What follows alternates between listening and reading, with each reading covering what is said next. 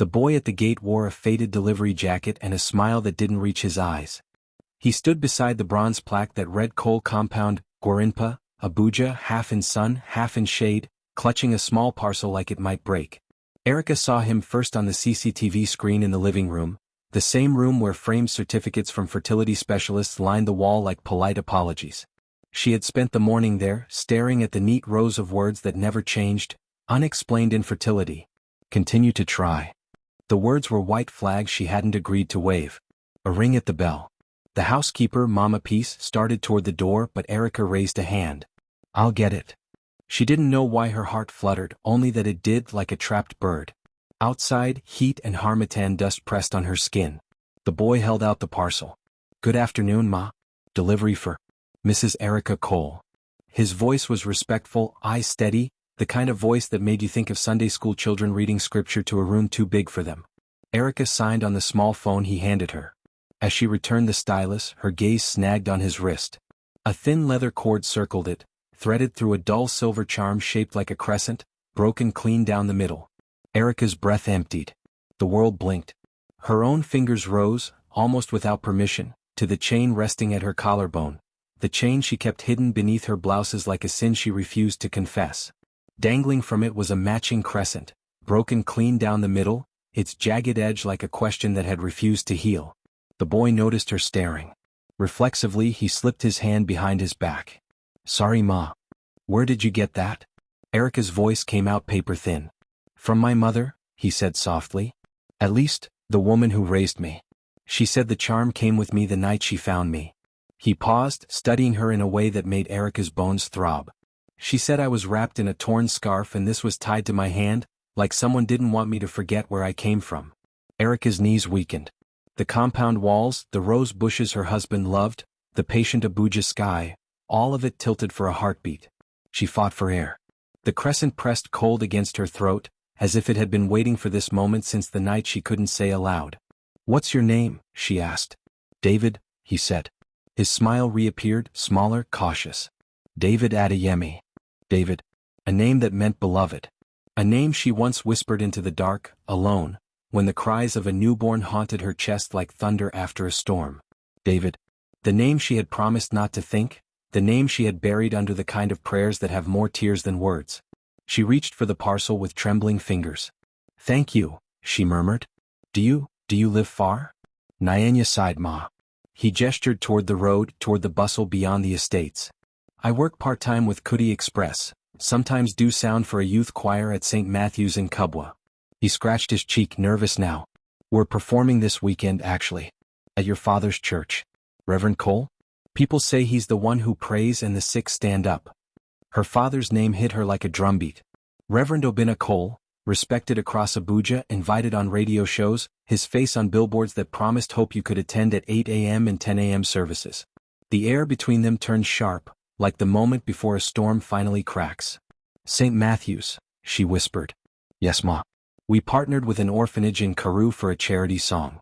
They said your church is sponsoring school fees for kids like me. He shrugged, eyes sliding away. People like us need mercy. She wanted to ask, what do you remember, who held you first, did you cry as I ran away from the sound? But the words snagged on thorns in her throat. She settled for, how old are you, David? 17, Ma. He said it with both pride and apology, like he owed the world an explanation for the number. 17. She did the math without meaning to, numbers she had done before, alone on cold mornings when the possibility of motherhood slipped through her hands like water. 17 lined up too neatly with nights she had smothered with silence, with the Sunday when she wore the whitest dress she owned and tried to sing above the pounding in her chest. David shifted his weight, eyes flicking to the house. Your compound is fine, Ma, he said lightly. You people live like film. Erica tried to smile, failed, tried again. You should come by on Saturday, she heard herself say. If you're performing.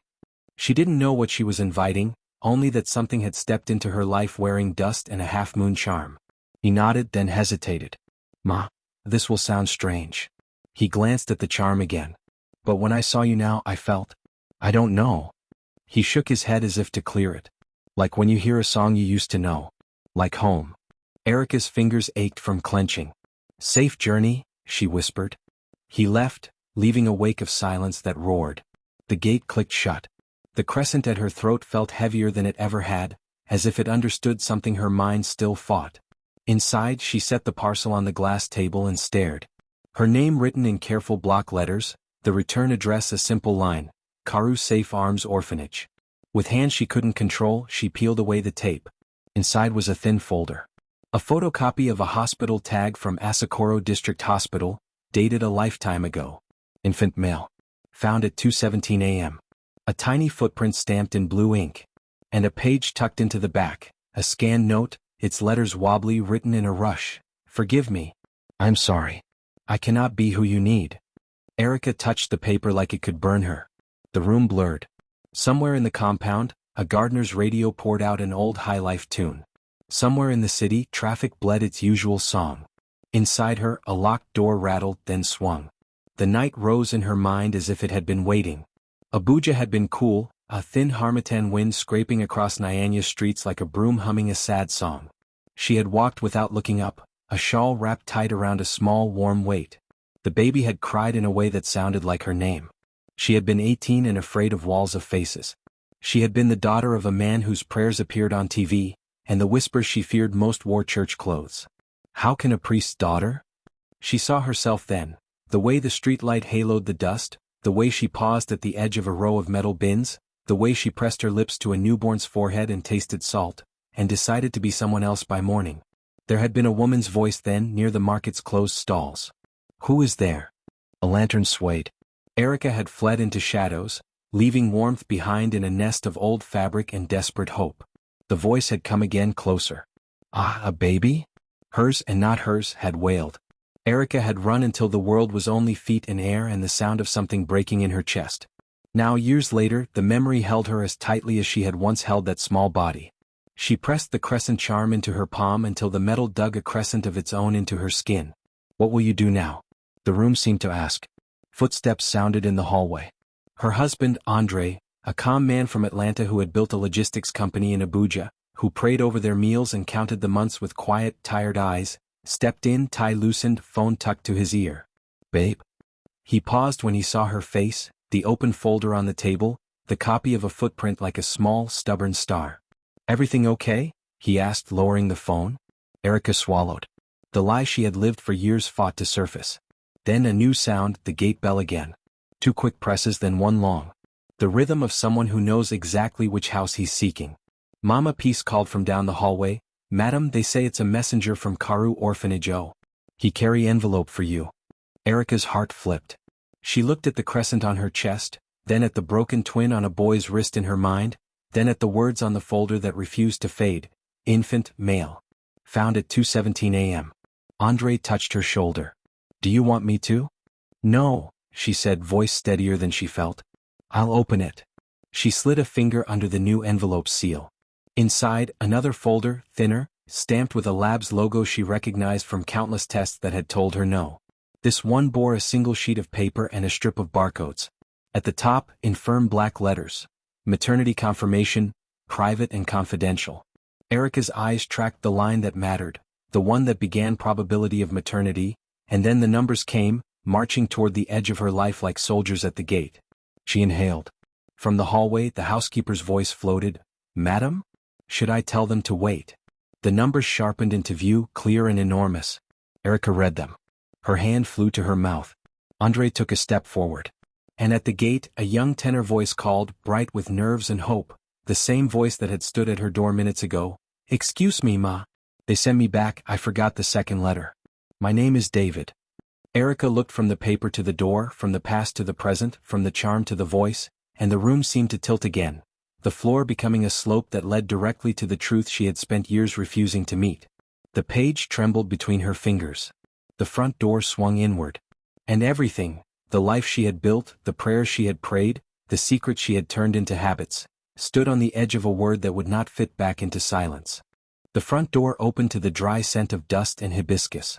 David stood there again, breathing a little fast, his delivery cap now in his hands. He gave a small, careful smile that showed respect without crossing lines. Ma, I forgot this, he said, offering a second envelope stamped with the same orphanage seal. Erica couldn't find her voice.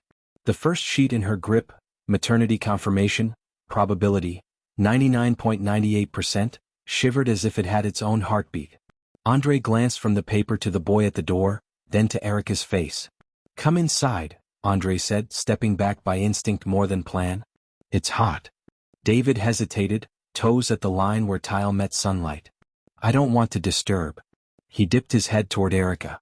"I'm sorry for coming back." "It's okay," she managed, the words cracking like thin ice. They settled in the living room under the low hum of the AC. Mama Peace brought water and set it on coasters like they were hosting a regular guest and not a hinge on which a whole life might swing. The boy drank gratefully, eyes roaming over the framed wedding photo on the far wall. Erica in ivory lace, Andre in a navy suit, both smiling like tomorrow belonged to them.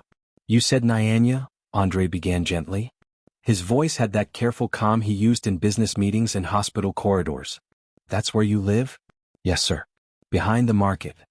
David's gaze caught on the half-moon at Erica's throat, then darted away. He cleared his throat. "The woman who found me sells oranges there. Mama Zainab. She said she heard a baby cry one night like a cat stuck in a drum. She followed the sound. The police came. One woman, Sergeant Hadiza, wrote down everything and took me to Karu's safe arms." He lifted the envelope a little. "They keep records." A picture flashed in Erica's mind, the streetlight, her shawl, the metal bin, her feet. She pressed her palm over the charm to stop it from trembling. "Do you remember anything?" she asked, hating the smallness of her voice. David's smile was a crooked half-light. "Maybe a dream," he said. "Always the same. A woman is crying. There's dust in the air and a billboard behind her with a man's face on it. The man looks like he is telling the city to be strong." He frowned, searching language. "Sometimes in the dream the man's eyes follow me like he knows me."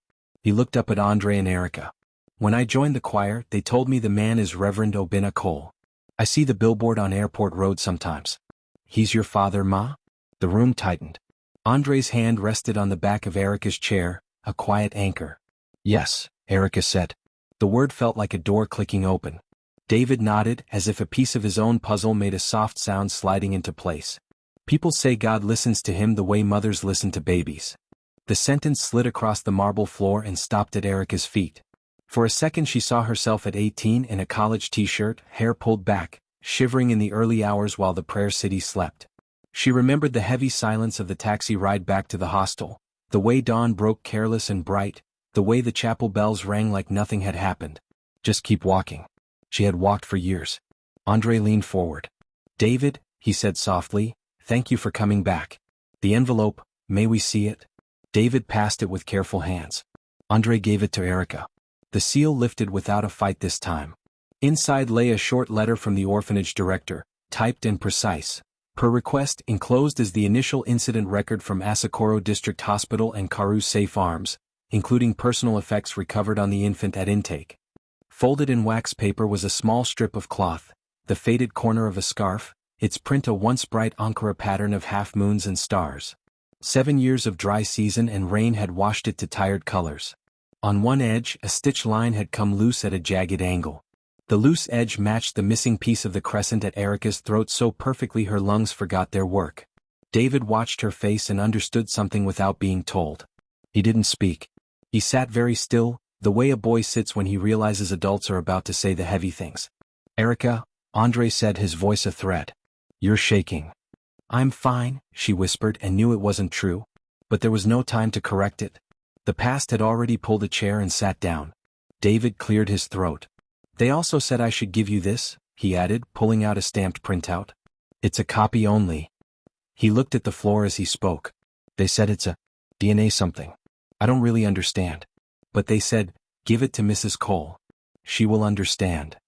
The sheet was a summary with barcodes and a line of hard numbers, the same numbers on the page Erica still held.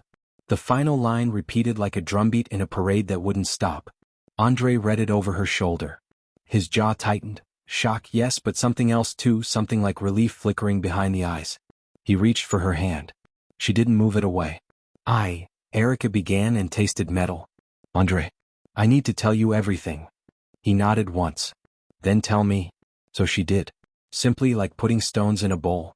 She told him about the chatter and rules of the house she grew up in, about being the Reverend's daughter and how that made her polite and careful in full rooms but small and voiceless in quiet ones. She told him about her first year at the university, about the house fellowship leader who smiled too easily, about a crowded party where music was too loud and everybody talked about destiny, about a confusion of choices and fear and morning light. She did not add more than was needed. She did not paint. She only named the storm and the place she stood to survive it. She told him about the months that followed, the baggy clothes, the whispered prayers alone, the letters she wrote and rewrote, the night she chose the kind of wrong that wears shoes and walks. Andre listened, throat working, eyes bright and angry at the world rather than at her. When she reached the part at the metal bins, the baby's cry, the lantern light, the woman's voice, her words broke. David sat still, hands clasped between his knees, gaze fixed on a spot on the rug. He swallowed hard, like a boy swallowing the last piece of a bitter truth. When Erica finished, the room let out a long, exhausted breath none of them had been holding alone. Andre spoke first. "I wish you told me," he said, not accusing, only pained. "Not because I needed the story to love you but because I could have helped you carry it." He glanced at the wall where medical folders lined up like soldiers. "Maybe we would have walked differently through all this." Erica shut her eyes. The charm at her throat felt warm now, like it had finally touched living skin after years of cold. David shifted. His voice, when it came, was quiet and older than 17. "I don't know who my mother is," he said, not looking up. "But I know she was afraid and alone, and sometimes people in stories do wrong things for reasons that don't fit on paper." He lifted his chin then and his eyes met Erica's. "I came today to drop a parcel. I will go if you want. But if you say, stay for small time, I can stay." Erica's heart cracked open with a sound only she could hear. She reached out, then pulled her hand back, then reached again and touched his knuckles the way you touch a fragile thing that might fly. "Stay," she whispered. They stayed. For 10 slow minutes, they talked about small things, choir practice schedules, the youth leader at St. Matthew's who rapped the announcements to make teenagers laugh, the best roadside suya in Guarimpa. They built a little raft of ordinary words and sat on it together, watching the wide river of what comes next rush by. The gate bell rang again. A different rhythm now, 3 fast, 2 slow. The security camera blinked in the corner. Mama Peace shuffled in, worry already gathered in the lines on her forehead. "Madam," she said, lowering her voice. "It's Daddy Reverend. He come with Brother Dominic and 2 elders. He say it's urgent." Erica's breath caught. Andre's palm met the back of her chair again, the anchor returning to its work. "Let them in," Erica said. The air changed when her father entered, like a church door opening on a full service. Reverend Obinna Cole wore a crisp white shirt under a gray suit, his Bible tucked against his side, the same steady gravity he brought to pulpits following him into their living room. Brother Dominic, his longtime driver and deacon, stood behind him with the quiet strength of a wall. 2 elders, men who pointed people to righteousness with gentle hands, hovered respectfully near the door. "My daughter," Reverend Cole said, eyes softening. "Andre." He began to lift his hands, the way he often did when he was about to bless a room. Then he saw David. For a heartbeat his face did not move. Then 100 tiny expressions flickered like birds, surprise, puzzlement, a pain he didn't expect to feel at this hour. His gaze dropped to David's wrist, to the broken crescent charm. The change in him was small to anyone who didn't know him. But Erica knew. Something behind his eyes braced. "What brings you, Daddy?" Erica asked carefully. The Reverend did not answer at first. He took a slow step toward David, then toward Erica, then to the table where the folder lay open. He read the top line without picking up the paper. He closed his eyes once, briefly, like a man swallowing hot tea. When he spoke, his voice was steady. "I received a call," he said, "from Sister Grace at Carew Safe Arms. She said a file left the building today that concerns our family." He looked at Erica. "I came to stand with you in whatever that file says." Erica felt the ground tilt softer, as if a hand had slid beneath the floor to hold it up. David rose halfway, unsure of protocol. "Good afternoon, sir," he said, bowing a little as he had been taught. "My name is David." Reverend Cole looked at him and for a moment that stretched wide as a field, did not speak. Then he exhaled and did something unexpected. He opened his arms and drew the boy into a careful embrace, the kind you give when you are not sure which bones are already hurting. David went stiff, then softened like wet clay. Brother Dominic cleared his throat, eyes glancing toward the door as if he expected the wind itself to bring news. The elders stood motionless, their hands clasped like trees praying. "Daddy," Erica said, pulling courage around herself. "I have to tell you." "You will tell me," he said gently. "But first we will sit." They sat. The short version was told. The Reverend listened without moving his hands, his eyes steady and full and old. When the telling ended, he nodded once, as if agreeing with a truth that did not need his permission but had it anyway. Then he turned the second orphanage letter over in his hands. A detail at the bottom caught the light, small print, the kind most people ignore until it says something no one expects. He moved the paper closer to his glasses, read and paused. Andre noticed at the same time. Color moved across his face, quick as lightning behind clouds. Erica leaned forward. "What is it?" The Reverend didn't speak. He turned the paper so it faced them and tapped a line printed in neat black type under the lab stamp. "Requester, Mr. Andre Cole." The house fell quiet in a way that had weight. Erica looked at her husband. Andre's mouth opened, then closed. He reached for her hand and did not find it this time. "Erica," he said, voice low, "before today I asked them to search. I asked for the test. I have been looking for him for months." The charm at Erica's throat thumped like a startled bird. The room, so full of answers, found a new question and held it to the light. The boy named David sat very still, the water glass reflecting a broken crescent on the table, and waited to learn what it meant that a stranger had gone looking for him long before the doorbell ever rang. Erica's heart pounded so hard she could feel it against her ribs. The air in the living room had thickened, so heavy that even silence seemed to hum. Andre's confession still hung between them, sharp and unfinished. "You've been looking for him?" Erica's voice came out small, disbelieving. Andre nodded slowly. "Yes. I didn't know who he was then. I only knew that there was someone out there, someone connected to us." Her brows furrowed. "Connected how?" Andre rubbed the back of his neck, searching for words that would not wound. "Erica, do you remember 2 years ago when the doctor said your body was fine but that the problem might not be medical? They told us, sometimes trauma buries things deep. I couldn't stop thinking about that. I went to a counselor and she said unresolved guilt could hold the body hostage." Erica blinked fast as though she could keep her tears from falling through sheer will. "So you thought my guilt?" "I didn't know what it was," Andre said quickly. "But I knew there was something you couldn't speak about. I could feel it. At night, when you cried in your sleep and said, 'I'm sorry,' I'd ask what it meant and you'd say it was nothing." He took a deep breath. "Then, 3 months ago I received an anonymous letter, mailed to my office. No name. No return address. Just a line that said, 'The answer to your wife's womb is in her past.' Attached was a copy of a very old police report. It mentioned an abandoned infant found near Nyanya Market in 2008, wrapped in a scarf with a broken crescent charm.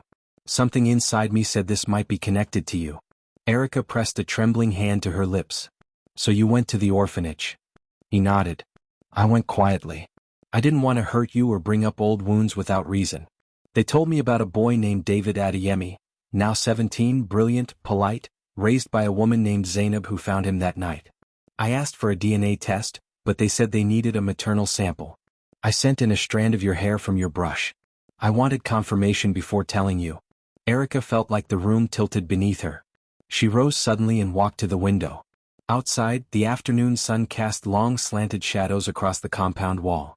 "You tested me," she whispered. "Without telling me." Andre stood too, guilt and love warring in his face. "I did it because I wanted to heal us. If he was yours, maybe the universe was waiting for you to make peace before it opened your womb again. If he wasn't, at least you would know and be free." Reverend Cole's deep, steady voice broke the tension. "And now you know the truth." Andre nodded. "Yes, sir. She is his mother." The old man's eyes softened with something like heartbreak and wonder. He turned to Erica. "My child, God's ways are strange. The seed you left at the edge of sin has returned as your miracle." Erica's chest tightened. "Miracle? I abandoned him, Daddy. I left my own baby to the mercy of strangers. What kind of mother does that?" Her father stepped closer, placing both hands on her shoulders. "A broken one. And brokenness is not forever." David sat quiet all this while, his young eyes flicking from face to face, absorbing truths that could shape a lifetime. Finally he spoke. "So, you're my mother." The word struck Erica like thunder. She turned toward him, tears spilling freely now. "Yes," she whispered. "Yes, David. I am." He stared for a long time, no anger, just a boy trying to rearrange the pieces of his world.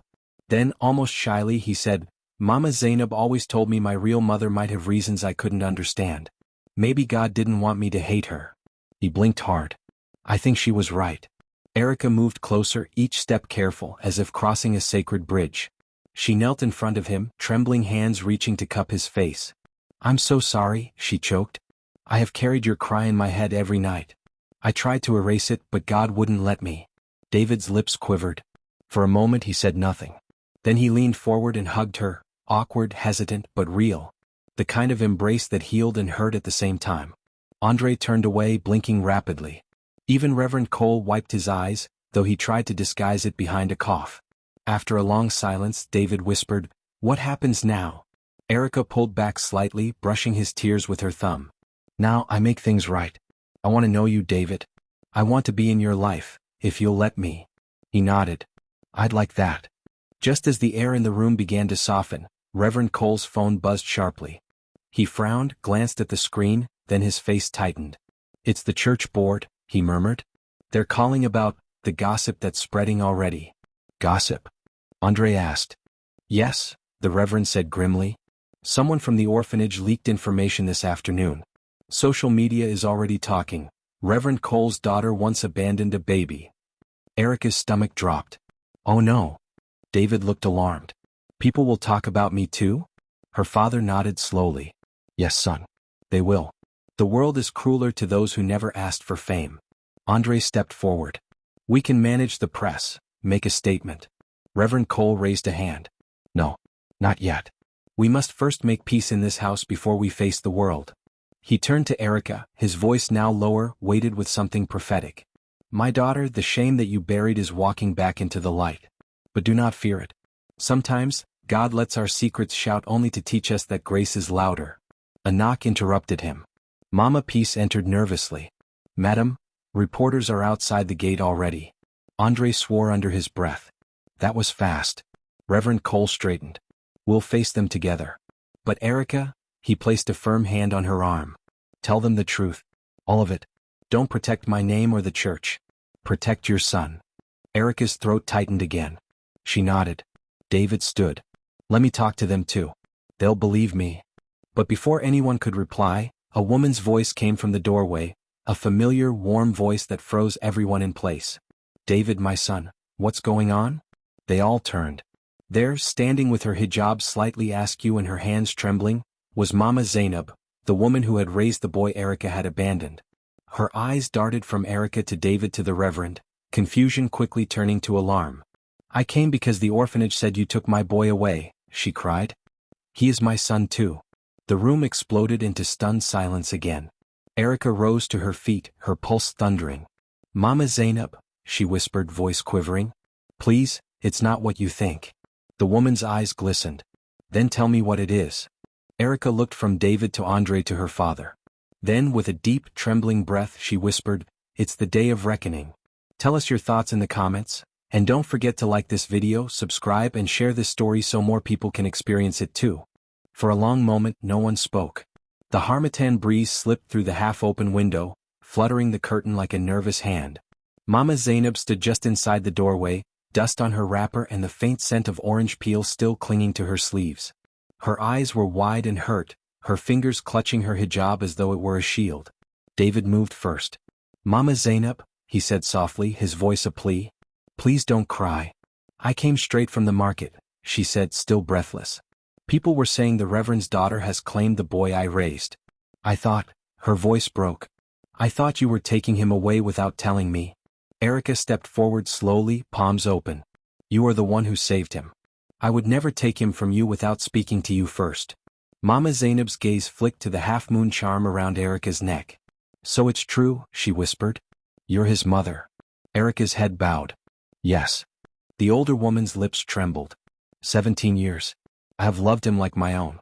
Fed him when I had nothing, prayed when he was sick. And now you appear from nowhere." She looked toward Reverend Cole. "Pastor, I did not steal the child. I found him crying in the cold. I swear on the Quran I told the police. No one came for him." Reverend Cole lifted a calming hand. "No one accuses you, my sister. You are the answer to a prayer." Erica could not speak. Tears blurred Erica's sight. "Mama Zainab," she whispered, "I owe you more than I can ever repay. I was young and foolish.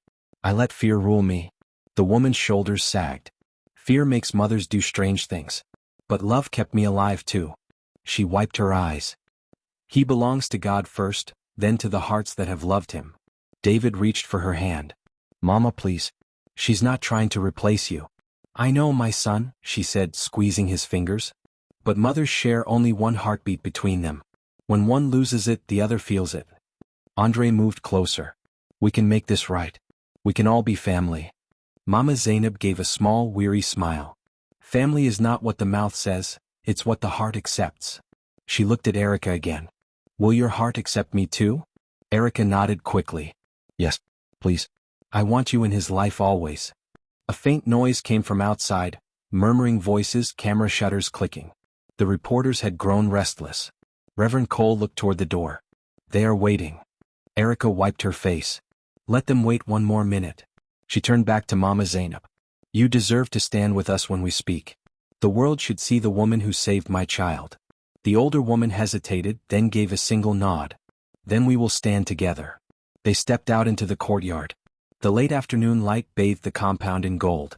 A cluster of journalists pressed against the gate, microphones raised. Security held the line, but cameras kept flashing. Reverend Cole lifted his hand. "Please, peace," he said. His calm carried authority. The crowd quieted. "You want the truth?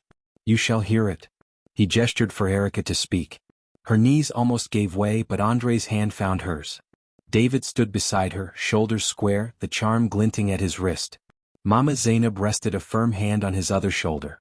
Erica's voice shook at first, then steadied. 17 years ago, I made a terrible mistake. I was young, scared, and ashamed. I abandoned my newborn son. I thought I was hiding my sin, but I was only hiding my blessing.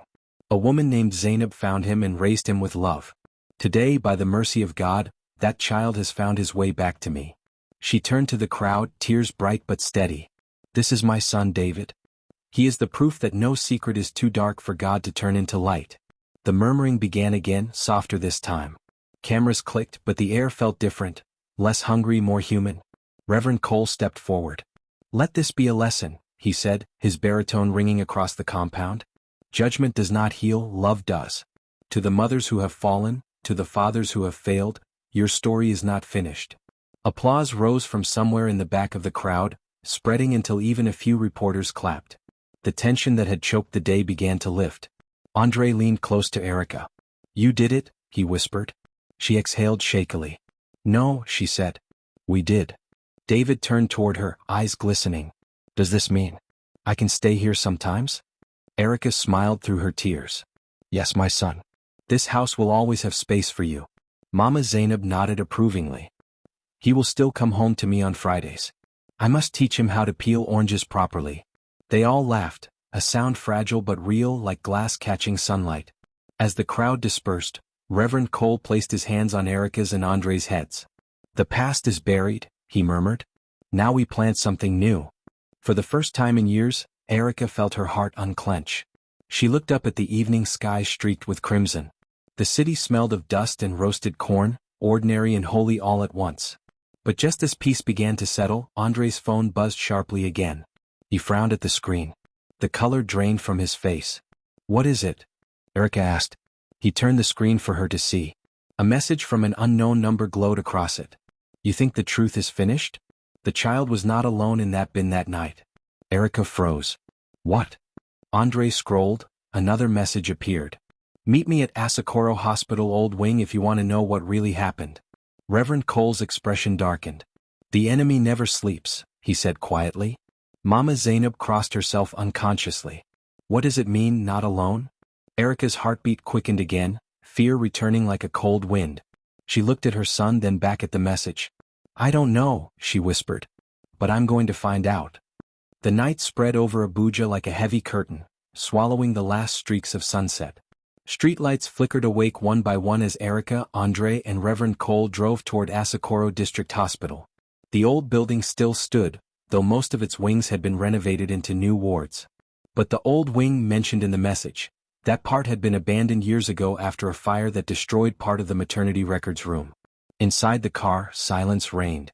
The only sound was the soft hum of the tires on the asphalt and the steady rhythm of Andre's fingers tapping the steering wheel. "Who sent that message?" Reverend Cole asked, his deep voice cutting through the quiet. "I don't know," Andre replied. "The number isn't saved. No name. Just those words." Erica sat in the back seat, fingers gripping her purse tightly. The charm around her neck glinted faintly in the car light. What did they mean? The child wasn't alone in that bin that night? I was there. I would have known. Andre glanced at her in the rearview mirror. You were terrified, love. Maybe something happened you didn't see. I remember everything, she said sharply. But even as she said it, her voice faltered. Did she really? Or had her mind built walls to protect her from the things she didn't want to remember? Reverend Cole sighed. There is only one way to know. We'll go. But we must be careful. Secrets buried this long do not rise without reason. They arrived at the hospital's rear gate, a rusted iron structure half covered in creeping vines. The night guard hesitated but allowed them through once Reverend Cole introduced himself. They parked under a flickering light post. The old maternity wing stood at the far end of the compound. Its walls were cracked, paint peeling, windows boarded up. It looked like a building holding its breath. Erica hesitated at the entrance. I haven't been here since that night, she whispered. Andre touched her arm. You don't have to do this. She shook her head. I have to. For David. Inside, the corridor smelled of dust and disinfectant. Their footsteps echoed. Spider webs hung like thin curtains across the ceiling. A rat darted across the floor, disappearing into a crack. They reached the old nurse's station. Faded files were stacked haphazardly on a broken shelf. A single lamp glowed at the far corner of the hall, spilling light onto a figure seated behind a desk.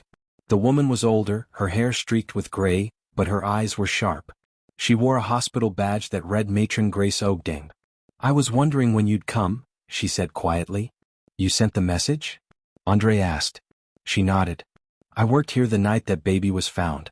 And I've kept something hidden for 17 years. Erica stepped closer, her voice trembling. What do you mean? The matron studied her face. You're the girl. The Reverend's daughter. Erica swallowed hard. Yes. The woman sighed. Then you must listen carefully. The night the baby was brought in, the police also found something else. Another infant. A girl. Erica blinked. A girl? Yes, Matron Grace said.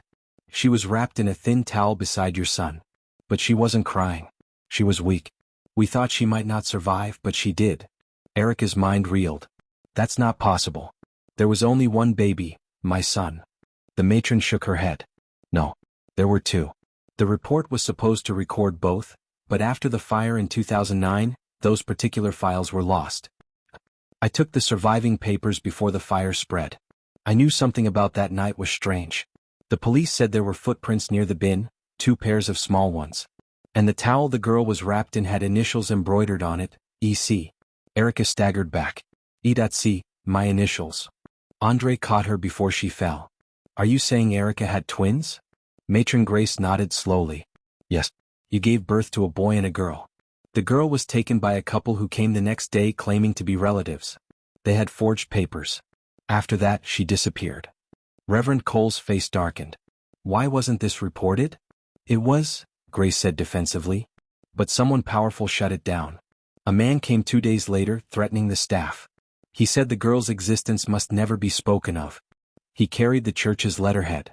Erica stared at her father in shock. Daddy? He lifted both hands. No, my daughter. I swear before God I knew nothing of this. The matron frowned. Then someone used your name. She reached into a folder and pulled out a crumpled piece of paper, handing it to Erica. This is all I kept. Under the weak light, Erica read the letter. The handwriting was careful, the tone official. This matter concerns the Cole family. The girl will be placed in care by private arrangement. All records are to be sealed. Obinna Cole. Erica's fingers shook. This isn't his handwriting. Andre took the page. Whoever wrote this knew your family well enough to use your father's name. Matron Grace looked down. The man who brought the letter, he was tall, dark, spoke English with an accent like someone educated abroad. He said the Reverend was too busy to come. Reverend Cole's eyes narrowed. That sounds like, he stopped abruptly. Like who? Erica pressed. He hesitated, then said, your cousin Nathan. Erica frowned. Uncle Nathan's son? The one who handled the church's finances years ago. Yes. He left for Canada around that same time, the Reverend said. But before he left, he had access to the church letterheads and all our records. Andre looked from one to the other. Why would he take the baby? Grace shook her head. I don't know. But I know the child lived. A foster family from Enugu came for her 2 weeks later. Erica's voice cracked. Do you know where she is now? I've tried to trace her. I think she was adopted again under a different name. The papers say Hope Nwankwo. Hope, Erica repeated, the word tasting foreign on her tongue. Andre pulled out his phone immediately. We can find her. There must be a record, school, hospital, something. Grace nodded. Maybe. But be careful. Whoever hid her wanted her gone for a reason. A low creak echoed from the hallway. Everyone froze. Did you hear that? Erica whispered. Another sound, footsteps, slow and deliberate, moving closer. Andre stepped forward, peering into the darkness. Who's there? No response. Then from the shadow, a male voice answered, calm and chillingly familiar. I see you found the matron.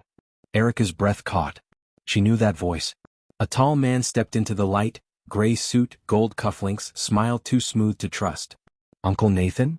Reverend Cole said, his voice hardening. What are you doing here? Nathan's smile widened.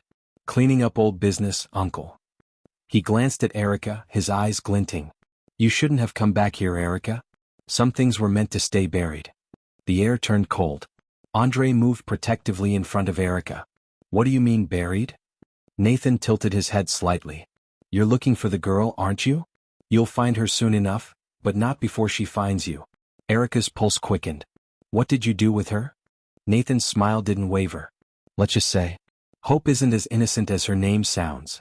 Before anyone could move, he turned and disappeared down the hallway, footsteps fading into the dark. Andre lunged forward, but Reverend Cole held him back. No. He wants you to follow. Erica clutched the charm around her neck, trembling. Daddy, what if he's telling the truth? What if she's alive, and dangerous? Reverend Cole looked at her gravely. Then my daughter, your past has come back twice. The lights flickered, the air grew heavier, and outside the window a shadow moved past, the shape of a young woman watching. The next morning, Abuja woke restless. Rain clouds brooding over the skyline as if the heavens themselves were preparing to unveil a buried truth. Erica hadn't slept a wink. Every time she closed her eyes, she saw Nathan's smirk and heard his words echo, Hope isn't as innocent as her name sounds. She sat on the edge of the bed, staring at the broken crescent charm in her palm. Andre emerged from the bathroom, still buttoning his shirt. We need to go to the police, he said firmly. Nathan threatened you last night. That's enough to open a case. Erica didn't respond immediately. Her thoughts were tangled, half fear, half desperate hope. Andre, what if Hope really is alive? What if she's been out there all this time, growing up thinking I didn't want her? He sat beside her, taking her hand. Then we'll find her. But we'll do it safely. Nathan's not stable. Downstairs, Reverend Cole and Mama Zainab were already waiting. The Reverend looked older than he had the day before, his eyes heavy with sleepless prayer. I made calls through the church network, he said. One of our mission schools in Enugu had a girl named Hope Nwankwo. She would be about 17 now. But, he paused. They said she dropped out 3 months ago. No address, no family contact. Andre frowned. Disappeared? Yes, the Reverend confirmed. And the last person who came to inquire about her before she vanished was a man who signed in as... He opened his notebook, Nathan Cole. The room went still. Erica's breath caught. He's been following her. Andre stood abruptly. Then we can't wait. I'll alert my security team. Before they could move, the house intercom buzzed. Mama Peace's voice came through, trembling slightly. Madam, there's a young girl at the gate. She says her name is Hope. Everyone froze. Erica's eyes widened. What? Reverend Cole rose slowly. Bring her in. Moments later, the gate creaked open. A girl stepped into the compound, soaked from the drizzle. She couldn't have been more than 17, slender, dark-skinned, with tight cornrows and wary eyes. She clutched a small backpack to her chest like a lifeline. Good morning, she said, voice soft but firm. Erica's body went rigid. It was like looking into a mirror from another life. The girl had her cheekbones, her eyes, even the slight tilt of her chin. Hope. Erica whispered. The girl nodded slowly. Yes. Are you Mrs. Erica Cole? Yes, Erica said, stepping closer, tears already spilling. My God, it's you. Hope looked confused. I don't understand what's happening. I ran away from Enugu because someone's been following me, a man. He said he was family, but he scared me. He told me not to trust anyone named Cole. Andre exchanged a grim look with the Reverend. Nathan, he muttered. Erica reached out. You're safe here now. No one will hurt you. Hope hesitated, then let herself be pulled into Erica's trembling arms. For the first time, Erica held both her children, one found by grace, the other found by fate. But even as she hugged the girl tightly, something felt strange. Hope's body was tense, her hands rigid. Her eyes, cold and assessing, peered over Erica's shoulder at the grand house around them. You live here? She asked, tone neutral. Yes, Erica said softly. This is home. Hope's lips curved into a faint, unreadable smile. It's beautiful. Reverend Cole stepped forward. Child, you are welcome here. You have been prayed for long before you were found. Hope looked at him. You're the Reverend. Yes. I've seen your face before, she said. On posters. In my dreams too. Something in the way she said it made Erica's skin prickle. Andre gestured toward the sofa. Please sit. You must be hungry. Hope shook her head. No, thank you. I'm fine. She sat down anyway, folding her hands neatly on her lap. The man, Nathan, said you would come looking for me. He said you'd pretend to care, but you really just want to protect your reputation. Erica's heart dropped. That's not true. Hope tilted her head. He said my real mother threw me away. That she chose the boy and left me behind. Reverend Cole inhaled sharply. That is a lie. The girl's gaze was steady, cold. Is it? Erica's voice cracked. I didn't even know you were alive. I thought I had one child. I didn't abandon you knowingly. Hope studied her for a long time, as if measuring the truth in her mother's trembling voice. Finally she said, Then prove it. Andre leaned forward. How? Show me where you left us, she said. The place where it happened. The words cut like ice. Erica looked at Andre, then at her father. I can't. You must, Reverend Cole said gently. If that's what she needs to believe you, then take her there. Erica swallowed. Fine. We'll go. David, who had been silent upstairs, suddenly appeared at the landing. His eyes widened at the sight of the girl. Mum? Who's that? Erica turned. David, this is your sister. Hope's head snapped up. Sister? David came down slowly, studying her. We're twins? Yes, Erica said softly. Separated since birth.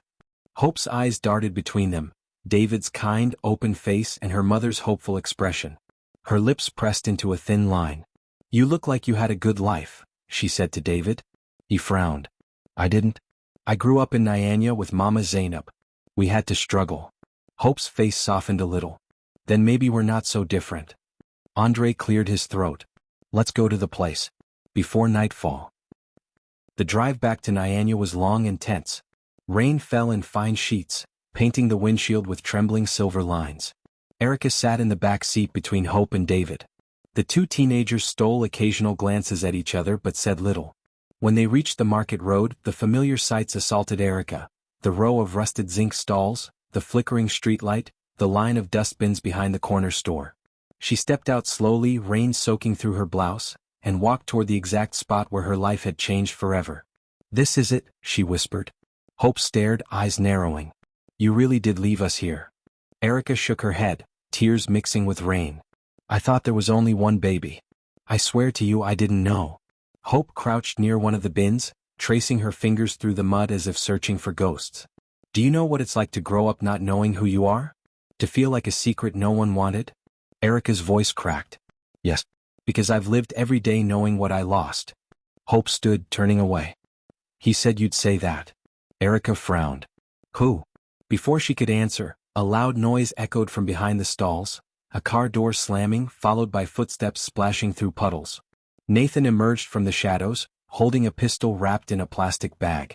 His smile was calm, chilling. Beautiful reunion, he said. Almost touching. Andre moved instinctively, stepping in front of Erica and the children. Nathan, don't do this. Oh, I'm not here to hurt anyone, Nathan said smoothly. I just came to finish what I started. His eyes flicked to Hope. Come, child. You've done well. Hope's expression shifted. For a moment, guilt flickered there, then hardened. She stepped toward Nathan. Hope, Erica whispered, horrified.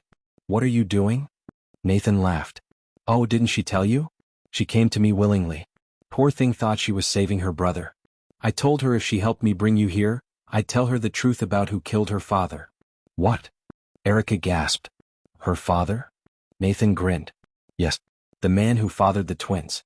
Not your sweet reverend husband here, not even your college lover. No. Someone far more powerful. Reverend Cole's face turned ashen.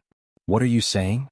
I'm saying, Nathan said, stepping closer, that your church's biggest donor, Chief Alade, wasn't just funding your ministry. He was sleeping with your daughter behind your back. And when she got pregnant, he paid me to take care of it. Erica's knees buckled. No, that's not true. Nathan raised the gun. Oh, it's very true. And when the girl survived, I kept her. She was my insurance policy. My proof. Andre lunged, knocking Erica to the ground just as a shot rang out. The sound cracked through the rain. Hope screamed. David dove for cover. Reverend Cole dropped to his knees, clutching his chest, not from a bullet but from the weight of the revelation. When the echo faded, Nathan was gone. Only his mocking laughter carried on the wet wind. Erica crawled to Andre, shaking. Are you hurt? He groaned, clutching his arm. The bullet had grazed him. I'm fine, just a scratch. Hope stood trembling, tears streaming. I didn't know he would shoot. I just wanted the truth. Erica stared at her daughter, frightened, guilty, and broken. We'll find the truth, she whispered. But this time together. Above them, thunder rolled like a warning. The storm had only just begun. Tell us in the comments, and don't forget to like, subscribe, and share this story with friends who love deep, emotional tales like this one. The following day came wrapped in a silence that felt like the calm before another storm. Rain clouds still loomed over Abuja, heavy and gray, pressing low against the city skyline. Inside the Cole residence, fear and guilt sat like uninvited guests in every corner. Andre's arm was bandaged, his expression grim but composed. Reverend Cole sat near the window with a Bible open on his lap, though his eyes had not moved from the same verse in over an hour. Erica paced the living room floor restlessly, her mind replaying Nathan's words over and over. Chief Alade wasn't just funding your ministry. He was sleeping with your daughter. It couldn't be true. It mustn't be true. Hope sat at the far end of the room, staring into space, her hands folded tightly on her lap. She hadn't spoken since the shooting. David hovered nearby, uncertain whether to comfort her or keep his distance. Finally, Andre broke the silence. We can't just sit here. Nathan is out there. He's dangerous, and now that Hope's involvement is public, the police need to know everything. Erica stopped pacing. If we go to the police, the whole story will spill into the media. My father's church, the congregation, everything will collapse. Reverend Cole lifted his head, his voice steady but sorrowful. Let it collapse if it must. Truth is better than any reputation built on lies. Andre nodded.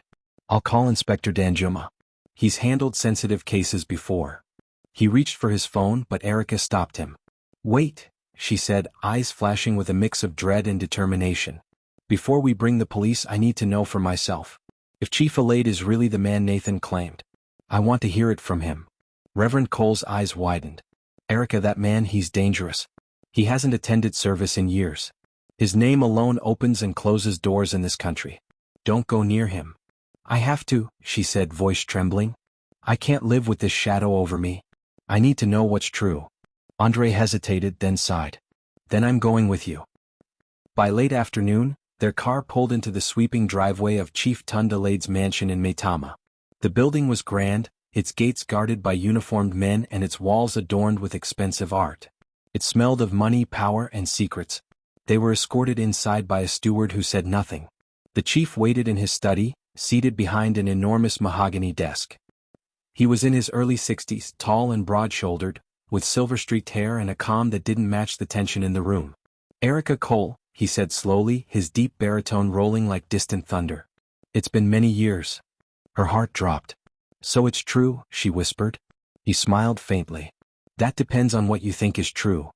Andre stepped forward, eyes hard. Nathan told us everything. About your affair with Erica 17 years ago. About the pregnancy. About the twins.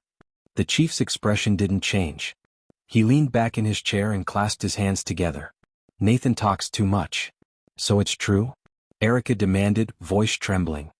He looked at her then, really looked, and something flickered in his gaze, regret, maybe, or pride too tangled to name. Yes, he said finally.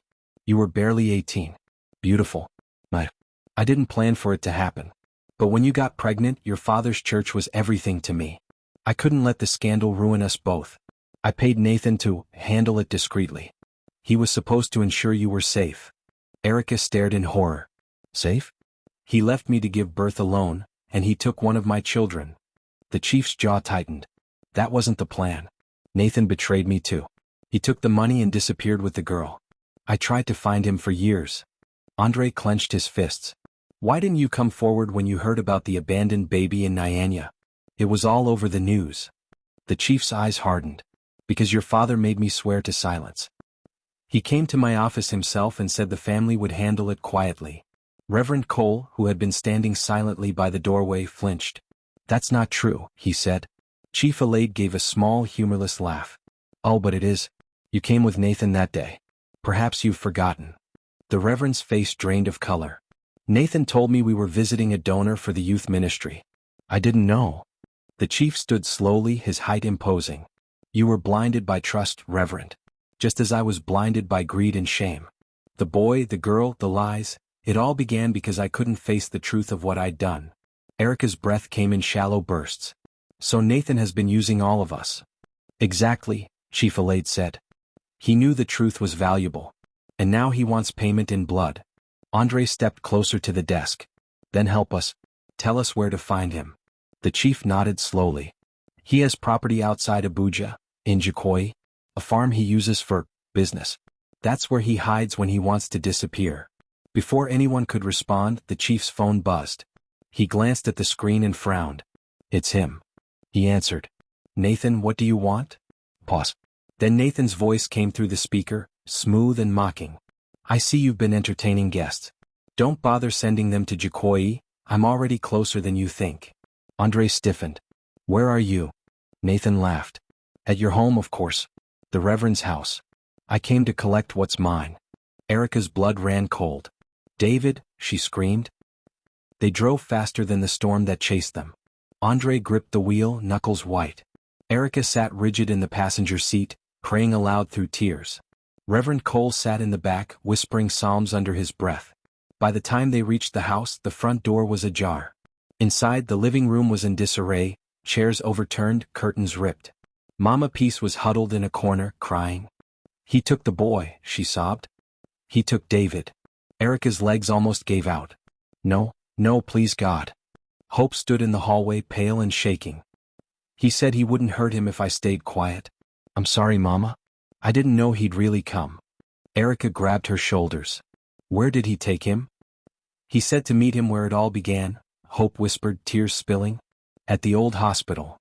Andre cursed under his breath and turned for the door. We're ending this tonight. The rain had started again by the time they reached the abandoned maternity wing. Lightning split the sky in jagged flashes. The building loomed ahead like a ghost from their past. Inside, dim candlelight flickered in the corridor. Nathan stood at the far end, holding David by the arm. The boy's lip was bleeding but his eyes burned with defiance. Well, the family's all here, Nathan said with a smile. How touching. Let him go. Erica cried. Ah, Erica, Nathan said softly. You always had a flair for drama. You want your son? Then let's make a trade. What do you want? Andre asked, stepping forward. Nathan's grin widened. The truth. Spoken out loud. Right here where it all started. Tell the world who fathered those children. Thunder cracked overhead. Erica's chest heaved. Fine, she said. You want the truth? Chief Alade is their father. Nathan chuckled darkly. Good girl. But I'm afraid it's too late. Before anyone could react, he raised his gun. David shouted, Mum, and broke free, lunging forward just as the shot rang out. The world froze. When the echo faded, Nathan lay on the ground, the gun skittering away. Chief Alade, who had followed them quietly, stood behind him, smoke curling from his own pistol. He lowered the gun slowly. No more lies, he said hoarsely. Erica stared, shaking. Chief, what have you done? I ended what I began, he said quietly. Let the sins of the fathers die with me. And before anyone could stop him, he turned the gun on himself. A single shot. Hope screamed. Reverend Cole fell to his knees, sobbing into his hands. God have mercy. Andre pulled Erica into his arms as she cried against his chest, the storm outside matching the one within her. David, trembling but alive, held his sister's hand. It's over, he whispered. But as lightning flashed across the sky, Hope looked toward the doorway, her eyes cold again, unreadable. No, she murmured. This is just the beginning. Rain hammered the roof of the old maternity wing, washing blood into the cracks of the tiled floor. The air reeked of gunpowder and fear. Chief Alaid's lifeless body slumped against the wall, his gun clattering to the ground beside him. For a few heartbeats, no one moved, only the rain and the ragged breathing of those left standing. Erica clutched David and Hope close, her tears lost in the downpour. It's over, she whispered, though the words tasted hollow. Andre's arm tightened around her shoulder. Let's get out of here. The police will take care of the rest. But Hope didn't move. Her gaze stayed fixed on Chief Alaid's body, her expression unreadable. He was a monster, she said quietly. But at least he told the truth before dying. Reverend Cole knelt, praying softly over the fallen man. May God have mercy on his soul, he murmured, though his voice trembled under the weight of everything he'd learned. Erica looked down at him, her voice weak. How do I face the world now, Daddy? How do I preach forgiveness when my life is built on so much sin? The Reverend raised his head, eyes glistening. You face it by living. By doing right where once you did wrong. Redemption isn't a word, it's a walk. Outside, police sirens wailed in the distance. Andre stepped toward the doorway. They're here, he said, relief mixing with exhaustion. We can tell them everything. But before they could leave, Hope pulled away from Erica's grasp. Her tone sharpened. No. We can't tell them everything. Erica turned, frowning. What do you mean? Hope's eyes flashed, her voice trembling with emotion that was too steady to be panic. If you tell the police what happened, if you tell them Chief Alaid was our father, they'll destroy you. The press will eat you alive. The church will fall. David and I will carry the shame of being bastards forever. David stepped closer, confused. Hope, it's the truth. We can't hide it. She shook her head. The truth doesn't heal, David, it ruins. You think people care about right and wrong? No. They only care about headlines. Andre's jaw tightened. We're not going to lie. Hope's gaze snapped to him, cold as iron. You don't get to decide that.